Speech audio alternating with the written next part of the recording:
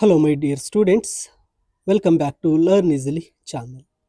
The economy holds immense powers by Oscar ಅಲಿಕ್ಯೂ ಐಸ್.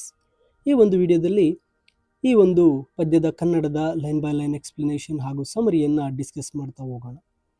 ಈ ಒಂದು poem the economy holds immense powers, ಈ ಪದ್ಯವನ್ನು ಬರೆದಿರ್ತಕ್ಕಂಥದ್ದು ಆಸ್ಕರ್ ಅಲಿಕ್ಯೂ ಐಸ್.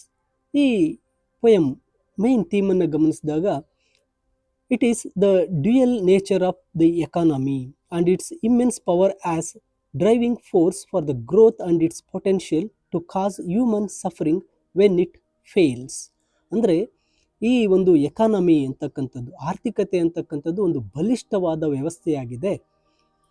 ಇದು ಲಾಭ ಮತ್ತು ನಷ್ಟದ ನಡುವೆ ಸದಾ ಚಲಿಸ್ತಾ ಇರುತ್ತೆ. ಆದರೆ ಈ ಒಂದು ಸಿಸ್ಟಮ್ ಅಂತಕ್ಕಂಥದ್ದು ಕೇವಲ ಅಂಕಿಅಂಶಗಳ ಆಟವಾಗದೆ ಅದು ಪ್ರತಿಯೊಬ್ಬ ಸಾಮಾನ್ಯ ವ್ಯಕ್ತಿಯ ಬದುಕಿಗೂ ಆಸರೆಯಾಗಬೇಕು ಮತ್ತು ಎಲ್ಲರನ್ನೂ ಒಳಗೊಂಡಂತಹ ಒಂದು ಸಮಾನ ಅಭಿವೃದ್ಧಿಯನ್ನು ಹೊಂದಿರಬೇಕು ಅಂತಕ್ಕಂಥದ್ದು ಈ ಪದ್ಯದ ಮೇನ್ ಥೀಮ್ ಆಗಿರುತ್ತೆ. ಇಲ್ಲಿ ಆಸ್ಕರ್ ಅವರು ಏನು ತಿಳಿಸಿದ್ದಾರೆ ಅಂತ ಲೈನ್ ಬೈ ಲೈನ್ ಕಲಿತಾ ಹೋಗೋಣ.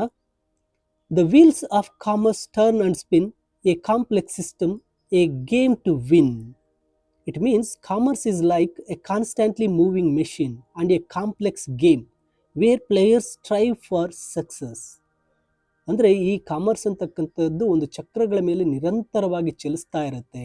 ಇದು ಗೆಲ್ಲಲೇಬೇಕಾದಂಥ ಒಂದು ಸಂಕೀರ್ಣವಾದಂಥ ಒಂದು ಆಟವಾಗಿದೆ, ಒಂದು ಕಾಂಪ್ಲೆಕ್ಸ್ ಗೇಮ್ ಆಗಿದೆ. ಆರ್ಥಿಕತೆಯು ಒಂದು ನಿರಂತರ ಪ್ರಕ್ರಿಯೆ. ಇದರಲ್ಲಿ ಯಶಸ್ಸು ಕಾಣಬೇಕಂದ್ರೆ ಬಹಳ ಬುದ್ಧಿವಂತಿಕೆ ಮತ್ತು ಶ್ರಮದ ಅಗತ್ಯವಿದೆ ಅಂತ ಈ ಸಾಲಿನಲ್ಲಿ ಹೇಳ್ತಾರೆ. Money flows in a ceaseless stream, a juggernaut, a capitalist dream.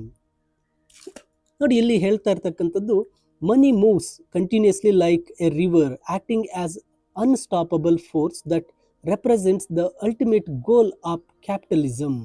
ನೋಡಿ, ಇಲ್ಲಿ ಹಣವು ನಿರಂತರವಾಗಿ ಹರಿಯುವಂಥ ಒಂದು ನದಿ. ಇದು ಬಂಡವಾಳಶಾಹಿ ವ್ಯವಸ್ಥೆಯ ಒಂದು ಕನಸನ್ನು ನನಸು ಮಾಡುವಂತಹ ಒಂದು ಶಕ್ತಿಯಾಗಿದೆ ಅಂತ ಹೇಳ್ತಾರೆ. ಅಂದರೆ ಈ ಒಂದು ಹಣದ ಅರಿವು ನಿರಂತರ ಆರ್ಥಿಕತೆ ಕುಸಿಯುತ್ತೆ. ಬಂಡವಾಳಶಾಹಿ ಜಗತ್ತಿನಲ್ಲಿ ಹಣವೇ ಎಲ್ಲವನ್ನು ನಿಯಂತ್ರಿಸುವ ಒಂದು ಶಕ್ತಿಯಾಗಿದೆ ಅಂತ ಹೇಳ್ತಾರೆ. From market stalls to corporate towers, the economy holds immense powers. It means whether it is small street vendor or a huge corporation or a corporate company, the economy influences every level of the society. ಅಂದರೆ ಒಂದು ಸಣ್ಣ ಮಾರುಕಟ್ಟೆಯ ಅಂಗಡಿಗಳಿಂದ ಹಿಡಿದು ಅತಿ ದೊಡ್ಡ corporate ಸಂಸ್ಥೆಗಳವರೆಗೂ ಆರ್ಥಿಕತೆ ಎಕನಾಮಿಯನ್ನು, ಈ ಹಣ ಮತ್ತು ಅಧಿಕಾರ ಎಲ್ಲವನ್ನ ಈ ಎಕನಾಮಿ ಹೊಂದಿದೆ ಅಂತ ಹೇಳ್ತಾರೆ. ಆರ್ಥಿಕತೆಯ ಪ್ರಭಾವದಿಂದ ಯಾರೂ ಸಹ ಹೊರತಾಗಿಲ್ಲ. ಸಣ್ಣ ವ್ಯಾಪಾರಿಯಾಗಿರಲಿ, ದೊಡ್ಡ ಬಿಸ್ನೆಸ್ ಮ್ಯಾನ್ ಆಗಿರಲಿ, ಎಲ್ಲರೂ ಈ ಆರ್ಥಿಕತೆಯ ಒಂದು ಎಕನಾಮಿಯ ಚಕ್ರದ ಮೇಲೆ ಅವಲಂಬಿತರಾಗಿದ್ದಾರೆ ಅಂತ ಹೇಳ್ತಾರೆ. Supply and demand, the engine of trade, a delicate balance, a fragile cascade. Means a trade is driven by the balance between what is available supply and what is wanted demand, which is a very sensitive relationship. ಅಂದರೆ ಇಲ್ಲಿ Oscar ಅವರು ಹೇಳ್ತಾ ಇರ್ತಕ್ಕಂಥ ಪೂರೈಕೆ ಮತ್ತು ಬೇಡಿಕೆಗಳು ವ್ಯಾಪಾರದ ಒಂದು ಇಂಜಿನ್ನಂತೆ. ಇದು ಅತ್ಯಂತ ಸೂಕ್ಷ್ಮವಾದ ಒಂದು ಒಂದು ಈಕ್ವಾಲಿಟಿಯಿಂದ ಕೂಡಿರಬೇಕಾದಂತಹ ಒಂದು ಸಿಸ್ಟಮ್ ಅಂತ ಹೇಳ್ತಾರೆ. ಮಾರುಕಟ್ಟೆಯ ಒಂದು ಸ್ಥಿರತೆ, ಪೂರೈಕೆ, ಬೇಡಿಕೆಯ ಮೇಲೆ ನಿಂತಿರುತ್ತೆ. ಈ ಸಮತೋಲನ ತಪ್ಪಿದರೆ ಇಡೀ ವ್ಯವಸ್ಥೆ ಕುಸಿದು ಬೀಳುತ್ತೆ ಅಂತಕ್ಕಂಥದ್ದನ್ನು ಹೇಳ್ತಾರೆ.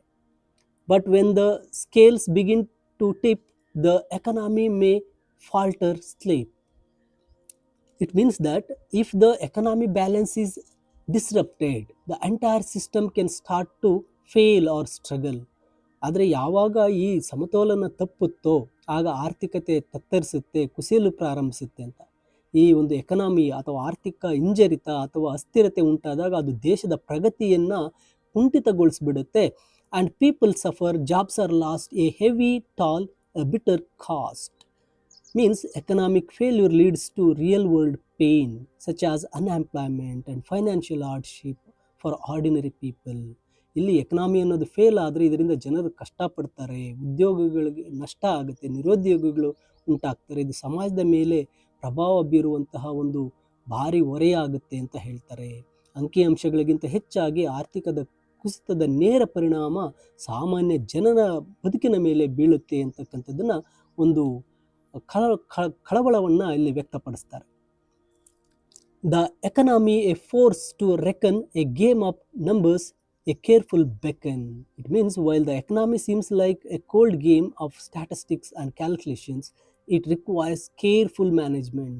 ಈ ಎಕನಾಮಿ ಅನ್ನೋದು ಒಂದು ಶಕ್ತಿಯುತವಾದ ವ್ಯವಸ್ಥೆ. ಅದು ಕೇವಲ ಅಂಕಿಅಂಶಗಳ ಆಟವಾಗಿದ್ದರೂ ಸಹ ಅದನ್ನು ಬಹಳ ಎಚ್ಚರಿಕೆಯಿಂದ ನಿರ್ವಹಿಸಬೇಕು. ಆರ್ಥಿಕತೆಯನ್ನು ಕೇವಲ ಲೆಕ್ಕಾಚಾರ ಅಂತ ನೋಡದೆ ಅದನ್ನು ಬಹಳ ಜವಾಬ್ದಾರಿಯಿಂದ ನಿಭಾಯಿಸಬೇಕು ಅಂತ ಹೇಳ್ತಾರೆ. But let us not forget the human toll, for it is the people who pay the ultimate gall. ನೋಡಿ, ಇಲ್ಲಿ ಹೇಳ್ತಾ ಇರ್ತಕ್ಕಂಥದ್ದು, we must remember that behind every economic figure there are humans who are most affected by its outcomes. ಅಂದರೆ ಈ ಒಂದು ಆರ್ಥಿಕತೆಯ ನಡುವೆ ನಾವು ಮಾನವೀಯತೆಯನ್ನು ಮರಿಬಾರ್ದು. ಏಕೆಂದರೆ ಆರ್ಥಿಕ ಏರಿಳಿತಗಳ ಅಂತಿಮ ಪರಿಣಾಮವನ್ನು ಅನುಭವಿಸೋದು ಜನರೇ ಆಗಿರ್ತಾರೆ. ಲಾಭ ನಷ್ಟದ ಲೆಕ್ಕಾಚಾರದಲ್ಲಿ ಮನುಷ್ಯನ ನೆಮ್ಮದಿ ಮತ್ತು ಜೀವನದ ಮೌಲ್ಯವನ್ನು ಕಡೆಗಣಿಸಬಾರದು ಅಂತ ಹೇಳ್ತಾರೆ. So let us strive for prosperity, inclusive growth, shared prosperity. We should work towards the future where wealth is grown inclusively and shared by everyone. ಈ ಸಾಲಿನ ಅರ್ಥ, ನಾವು ಒಂದು ಸರ್ವತೋಮುಖ ಬೆಳವಣಿಗೆಗಾಗಿ, ಎಲ್ಲರನ್ನ ಒಳಗೊಂಡಂತಹ ಬೆಳವಣಿಗೆಗಾಗಿ ಶ್ರಮಿಸಬೇಕು ಅಂತ. ನಿಜವಾದ ಅಭಿವೃದ್ಧಿ ಎಂದರೆ ಕೇವಲ ಶ್ರೀಮಂತರು ಶ್ರೀಮಂತರಾಗಿ ಬೆಳೆಯೋದಲ್ಲ, ಸಮಾಜದ ಪ್ರತಿಯೊಬ್ಬರಿಗೂ ಆ ಎಕನಾಮಿ ಆರ್ಥಿಕತೆಯ ಫಲ ಸಿಗಬೇಕು ಅಂತ ಹೇಳ್ತಾರೆ. ಸೊ ಕೊನೆಯ ಸಾಲಲ್ಲಿ ಹೇಳ್ತಾರೆ, where all may thrive, not just a few, an economy that serves me and you. It means we need an economy that benefits all citizens rather than focusing only on a small group of wealthy individual. ಈ economy ಆರ್ಥಿಕತೆ ಅನ್ನೋದು ಕೇವಲ ಕೆಲವರಷ್ಟೇ ಅಲ್ಲದೆ ಎಲ್ಲರಿಗೂ ಅದು ಒಂದು ಬೆಳವಣಿಗೆ ಹೊಂದಬೇಕು. ಈ ಆರ್ಥಿಕತೆಯು ನಿನಗೂ ನನಗೂ ಎಲ್ಲರಿಗೂ ಸಮಾನವಾಗಿ ಸೇವೆ ಸಲ್ಲಿಸಬೇಕು. ಕೇವಲ ಒಂದು ಗುಂಪಿಗೆ ಮಾತ್ರ ಇರಬಾರ್ದು, ಶ್ರೀಮಂತರಿಗೆ ಮಾತ್ರ ಅದು ಆಗಬಾರ್ದು ಅಂತ ಹೇಳ್ತಾರೆ. ಸಮಾನತೆ ಮತ್ತು ಸಾಮಾಜಿಕ ನ್ಯಾಯವೇ ಒಂದು ಯಶಸ್ವಿ ಆರ್ಥಿಕತೆಯ ಅಂತಿಮ ಗುರಿಯಾಗಬೇಕು ಅನ್ನೋದನ್ನು ಈ ಒಂದು ಕೊನೆಯ ಸಾಲಿನಲ್ಲಿ ಹೇಳ್ತಾರೆ. ಅಂದರೆ ಈ ಪದ್ಯದ ಮೂಲಕ ಅವರು ಹೇಳಲು ಹೊರಟಿರ್ತಕ್ಕಂಥದ್ದು, ಆ ಒಂದು ಎಕಾನಮಿ ಆರ್ಥಿಕತೆ ಪ್ರತಿಯೊಬ್ಬ ಸಾಮಾನ್ಯ ವ್ಯಕ್ತಿಯ ಬದುಕಿಗೂ ಅದು ಆಸರೆಯಾಗಬೇಕು, ಎಲ್ಲರನ್ನು ಒಳಗೊಂಡ ಸಮಾನವಾದ ಅಭಿವೃದ್ಧಿಯನ್ನು ಹೊಂದಬೇಕು ಅಂತ ಕವಿ ಇಲ್ಲಿ ಹೇಳ್ತಾ ಇದ್ದಾರೆ. ಮೈ ಡಿಯರ್ ಸ್ಟೂಡೆಂಟ್ಸ್, ಈ ಎಕ್ಸ್ಪ್ಲನೇಷನ್ನೊಂದಿಗೆ ಈ ಸಮರಿಯ PDF ವಿಡಿಯೋದ ಡಿಸ್ಕ್ರಿಪ್ಷನಲ್ಲಿ ನೀಡಿರ್ತೇನೆ, ಡೌನ್ಲೋಡ್ ಮಾಡ್ಕೊಳ್ಳಿ. ಹೆಚ್ಚಿನ ವಿಡಿಯೋಗಳಿಗೆ ತಪ್ಪದೆ ಲರ್ನ್ ಈಸಿಲಿ ಚಾನಲ್ಗೆ ಸಬ್ಸ್ಕ್ರೈಬ್ ಮಾಡಿ ಅಂತ ಹೇಳ್ತಾ, thank you for watching this video.